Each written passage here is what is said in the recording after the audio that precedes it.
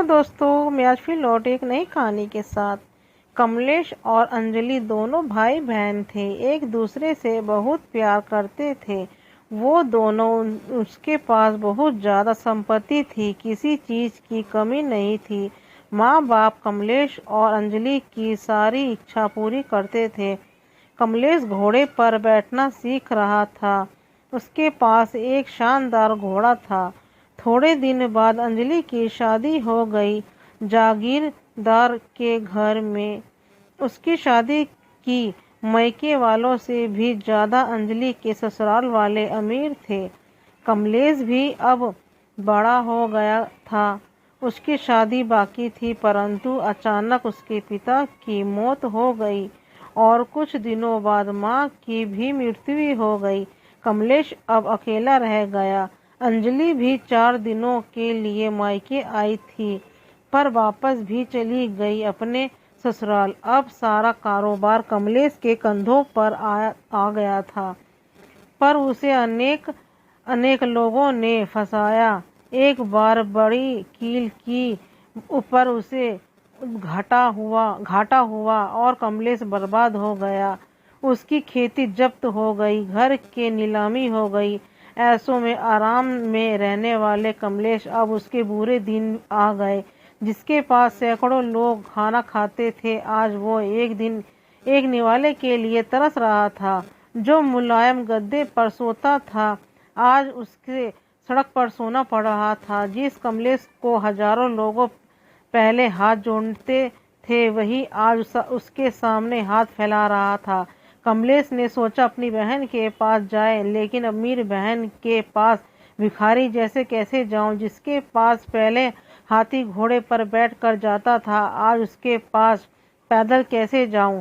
जारी के पोशाक में पहनले जाता था, अब वह फटे पुराने कपड़े में कैसे जाऊं। परंतु कमलेश मन में बोला, प्यार अमीर और गरीब नहीं देखता।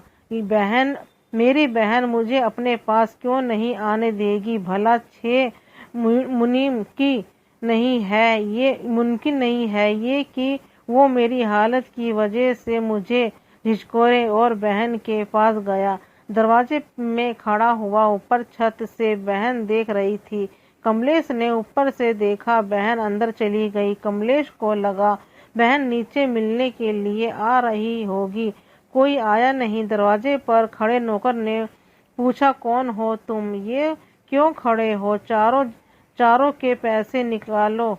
कमलेश बोला, मेरी बहन का घर है ये, उसे अंदर जाकर बताओ। जाओ। नौकर हंसकर घर में जाकर वापस आया। वह कमलेश को बोला, चलो यहाँ से, तालिब में आपको खाना ला कर देता हूँ, ये खा लो और जाओ यहाँ से। कमलेश ने पूछा, बहन ने क्या क्या है। नौकर बोला, मैम साहब बोली, कोई भिखारी बैठकर दो, तमिल में दो मुझे बासी खाना। कमलेश तमिल में गया और उसकी आंखों से आंसू आने लगे और नौकर ने सूखी रोटी दे दी। कमलेश ने वे पर एक खड़ा घोद और ये पर रोटी दबा दी, पानी पिए बिना और चला गया जाता।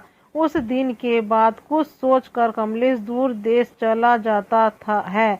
वह एक राजा का ये नौकर बना। एक बार उस राजा को बहुत कठिनाई समस्या आई। कमलेश की सलाह से राजा उस समस्या से बाहर निकला। कमलेश से खुश होकर राजा ने उसे मुख्य प्रधान बना दिया। कमलेश के कहने मुताबिक राजा तब काम करने लगा था। नए प्रधान के रूप में कमलेश की वाह वाह होने लगी। कमलेश ने अब शादी भी कर ली, ये खड़े बंगले में रहने लगा। अब अपनी बहन को जाकर मिलने ऐसे उसे लगा। तभी ये अपनी पत्नी के साथ बहन के घर निकला। साथ में हाथी भी थे, घोड़े थे। जोर जोर से शोर से ये गया। अपने से आगे अपने जासूस बहन और को इसके आने का संदेश बताने के लिए भेजे। जासूस ने जब बहन को ये सूचना दी तो बहन एकदम से उठी। ये अपने पति के साथ दरवाजे में खड़ी रह गई। अपने भाई के स्वागत के लिए ढोल नगाड़े बजे रहे थे। खड़े ठंक में भाई बहन के घर आया। दूसरे दिन बड़ी बेमनी के गांव के बड़े बड़े लोगों ने न्योता दिया गया। चांद के टेबले ने चांदी की थाली में चप्पच पावन ये सारे लोग टेबलेट पर बैठने के लिए के उसके एक भाई एकदम और से उठ सारे चकित हो गए हुआ सब पूछने लगे और कमलेश एकदम से तबेले में गया। वह उसने खड़ा कूदस कर जो रोटी उस में डाली थी उसने वो रोटी निकाली। अंजलि कमलेश को बोली, भैया ये क्या पागल जैसी हरकतें कर रहे हो। ये बोली, दीदी तुम्हारे भाई को बैठने के लिए तबेला और खाने के लिए बासी रोटी भी योगों है। ये सब भाई के लिए नहीं है, ये मेनवानी भाई ने लिए नहीं है।